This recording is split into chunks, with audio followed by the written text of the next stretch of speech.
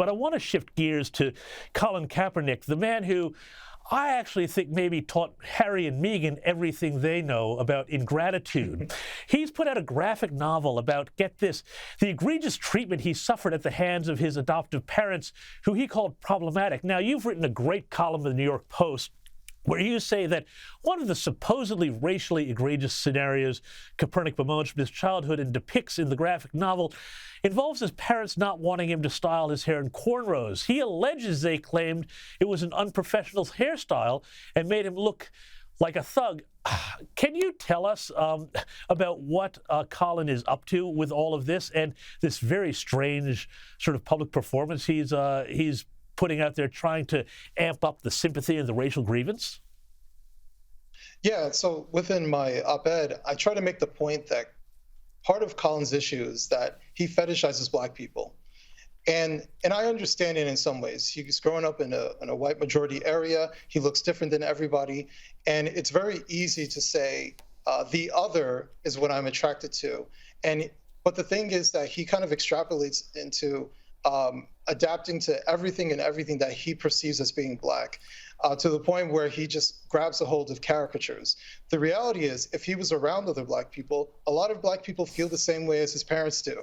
You know, not every Black parent is cool with their kid having cornrows. Some of them think you do look like a thug.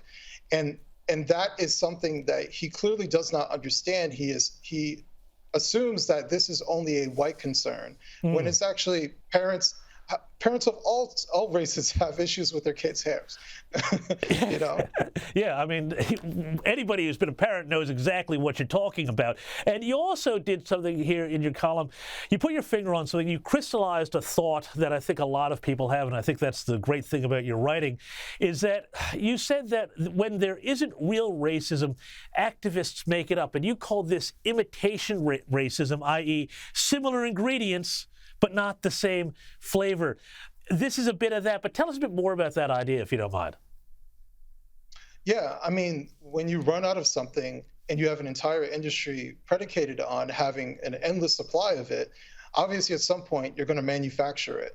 And so the imitation racism is basically finding some sort of microaggression out of anything and everything. So, you know, with Colin's situation, the uncomfortable moments, the ambiguous moments, like his parents not liking his hairstyle or him being around someone who had a Confederate flag, and he felt uncomfortable. So that was some sort of microaggression that was oppressing him, right? It's a long reach that he's trying to make to come off as a victim in his childhood. So much of it is that he doesn't really have that many struggles that he can point to because he did grow up pretty privileged. And he's rich. He grew up more privileged than me. Yeah, he's rich. Yeah. Adam, thank you so much for joining us. Really appreciate it. You can read Adam's stuff on the New York Post and, of course, at his Substack, where there's a lot of great writers there.